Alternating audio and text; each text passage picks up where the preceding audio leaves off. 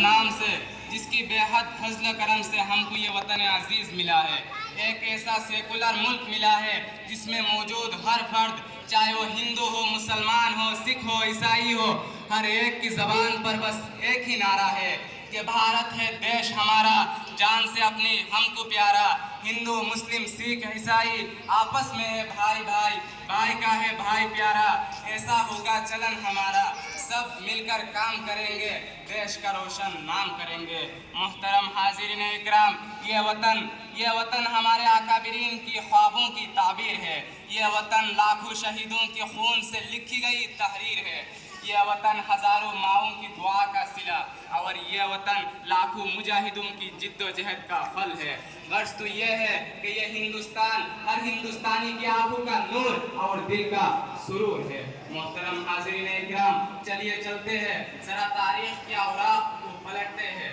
اور 1947